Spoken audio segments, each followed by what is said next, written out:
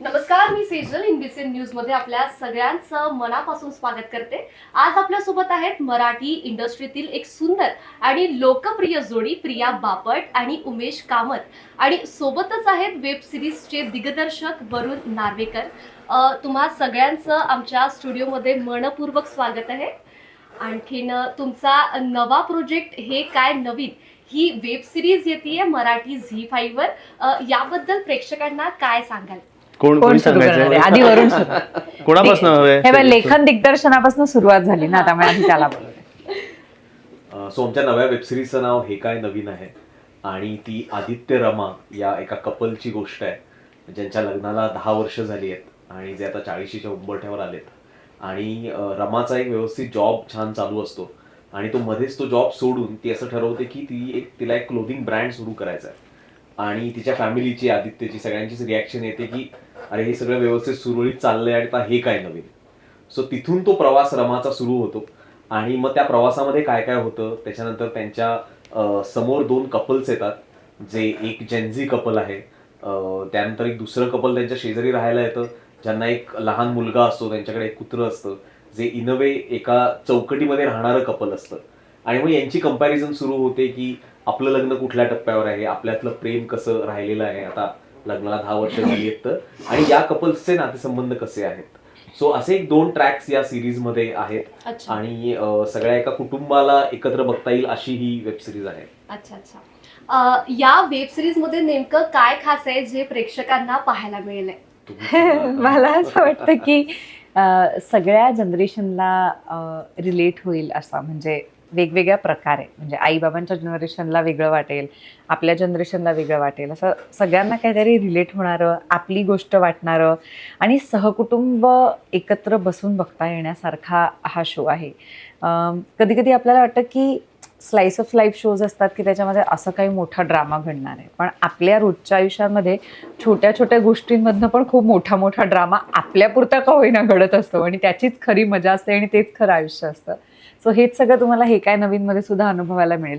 मला हे सुद्धा वाटतं की आपण ज्या वेळेला आपल्याच आयुष्याचा आरसा असा स्क्रीनवरती बघतो आणि त्याच्याकडे आपल्याला ऑब्जेक्टिव्हली बघण्याचा एक संधी मिळते, त्यावेळेला आपल्याला आपल्याच नात्यातल्या काही गोष्टी कळतात, गमती कळतात, आपल्या नात्याकडे आपण पुन्हा वेगळ्या नजरेने बघायला लागतो.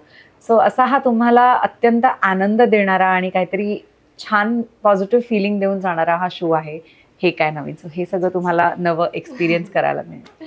आणि हा प्रश्न तुम्हा दोघांकरिता आहे, रिअल लाईफ कपल असताना एकत्र काम करण्याचा अनुभव कसा येतो? मला काही टॅक्टिक्स माहिती आहेत की जेणेकरून प्रिया मला हवी तशी रिॲक्ट होऊ शकेल.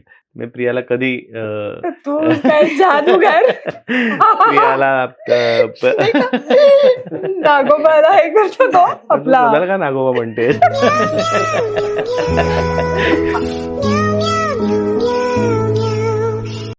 दोघांना एकमेकांबद्दल सर्वात जास्त आवडणारी किंवा न आवडणारी कुठली गोष्ट आहे? मला हीच जे तो करतोय आता किडे ही मला अजिबात आवडत नाही, पण मला तेच जास्त आवडतं. मला सगळ्यात जास्त एंटरटेनमेंट ह्यांनीच होते, माझी सुद्धा. जेव्हा माझा टेम्पर नॉर्मल असतो जसा की आता आहे तेव्हा मला याची मजा येऊ शकते. जेव्हा मी वैतागलेली असते आणि तो हे करतो त्यावेळेला मग मला खूप असं वाटतं की एवढी तुला सेन्सिटिव्हिटी नाही की समजत नाही तुला सतत कसं मजाच घ्यायची दुसऱ्या गोष्टी. आणि मी ही मजा घेत असतो त्याच्यावरती अशी छान गोड हसत असते, रिॲक्ट होत असते, ते मला आवडतं. वरुण सर, हा प्रश्न तुमच्याकरिता आहे. हे काय नवीन या वेब सिरीजची कल्पना तुम्हाला कशी सुचली?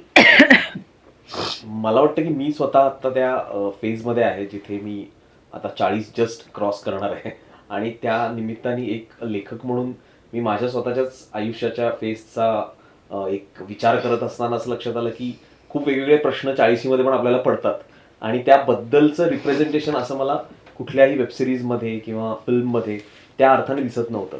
सो तिथून या खरं तर प्रवासाला सुरुवात झाली. आणि दुसरं होतं की प्रिया उमेश सोबत आम्ही आधी पण बरीच कामं आम्ही एकत्र किंवा वेबसिरीजचे काही सीझन्स आम्ही केलेले आहेत. सो मला असं वाटत होतं की ती जी कथा मला सुचली आहे ती सांगायला प्रिया आणि उमेश हेच परफेक्ट कपल राहील. अच्छा.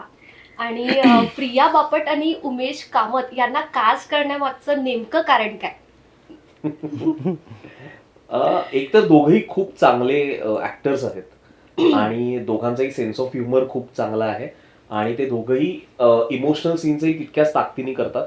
आणि माझी एक वेगळी खूप छान केमिस्ट्री आहे त्यांच्याबरोबर, ज्याच्यामध्ये ते कधीही नवं काही करायचं असेल मला स्वतःला तर ते तितक्याच उत्सुकतेने त्याच्यामध्ये ते करून बघण्यासाठी रेडी असतात. म्हणजे कित्येकदा काही सीन्स असतात जे आपण खूपदा नव्या पद्धतीने करून बघूया असं वाटतं आणि कित्येकदा काही ऍक्टर्स जे असतात ते इन्सिक्युअर होतात कारण ती स्टाईल त्यांची नसते. तर हे दोघं तसेही नाही आहेत, ते अगदी पाण्यासारखे आहेत. तुम्ही म्हणाल त्या मोल्डमध्ये ते शिरायला तयार असतात. सो त्यामुळे मला असं वाटतं की यांच्यासोबत म्हणून त्यांना कास्ट केलं खरं तर. हा दोघांसाठी प्रश्न आहे. घरी तुम्हा दोघांमध्ये बॉस कोण आहे? आम्हाला आमचं उत्तर माहिती आहे. तुम्ही सांगा काय वाटतं कोण असेल? काय अंदाज घ्या तुम्ही. बघा इतकं तुमचं काम आहे, इतकं तुम्ही एक्सपिरियन्स्ड आहात, तुम्ही ओळखा बघू कोण असेल आमच्या दोघांमध्ये बॉस. बस संपला विषय. घरी मी आहे खरं, आणि पण आणि आणि हरकत नाही. भांडण झालं तर पहिलं सॉरी कोण बोलतं? कोण वाटतंय तुम्हाला सांगा खरं काय वाटतंय कोण सॉरी म्हणत असेल आमच्या दोघां?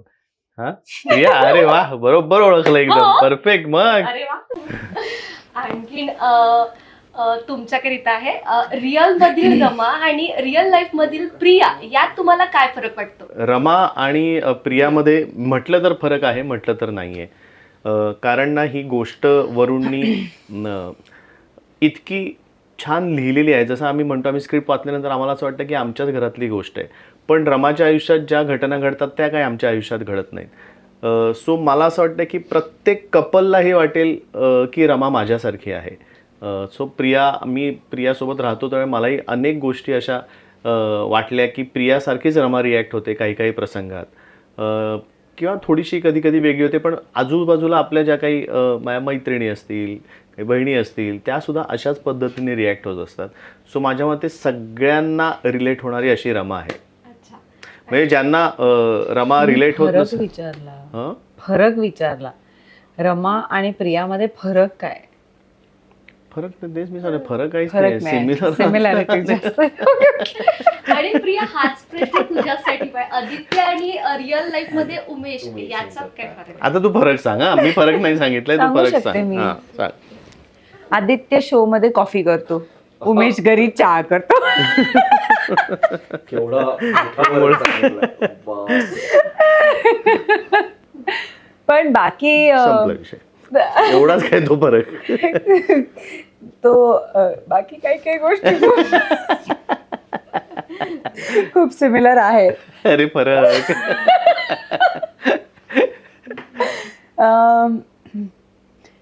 रिॲक्ट मी मगाशी त्याच्या उत्तराच्या वेळेला पण मी विचार करत होते की मला असं वाटतं की काय रिअल आणि रिअल लाईफमध्ये काय वेगळं असू शकतं. एक्सप्रेस करण्याची पद्धत आमच्या वैयक्तिक आयुष्यात आमची वेगळी आहे. आमचे इमोशनल चॅलेंजेस वेगळे आहेत आणि पण त्यातली जी भावना आहे ती सेम आहे, म्हणजे ती नाही बदलत आहे. म्हणून त्याला रिलेटेबिलिटी फॅक्टर जास्त आहे की म्हणजे रमाच्या आयुष्यात कुठल्या तरी गोष्टीचा काहीतरी परिणाम झालाय म्हणून ती जसं रिॲक्ट होते तसं मी रिॲक्ट होत नाही. ती जे मार्ग निवडते ते मार्ग मी कधीच निवडत नाही. माझे चॉईसेस खूप वेगळे आहेत. ती तिच्या नवऱ्यावरती की म्हणजे आदित्यवरती चिडत असताना ती ज्या प्रकारे ते एक्सप्रेस करते, त्या प्रकारे एक्सप्रेस करण्यासाठीच्या मागची तिची जी भावना आहे ती सेम भावना असते माझी. सो सिमिलर उमेशचं पण आहे असं मला मला वाटलं वाटतं तुला आदित्य आणि सांगितलं उमेश बद्दल. सेम. चला, खूप छान गप्पा झाल्या तुमच्यासोबत आणि तुमच्या हे काय नवीन या वेब सिरीज साठी खूप खूप शुभेच्छा आणि पुढील वाटचालीसाठी देखील मनापासून शुभेच्छा. आणि तुम्ही तुमच्या व्यस्त दिनचर्येमधून आम्हाला वेळ दिलात त्याबद्दल खूप खूप धन्यवाद. आणि प्रेक्षकांनो, तुम्हीही हे काय नवीन वेब सिरीज नक्की पहा मराठी झी5 वरती 31 मार्च पासून. आणि पाहत राहा इनव्हिसिन न्यूज. धन्यवाद. थँक्यू. थँक्यू.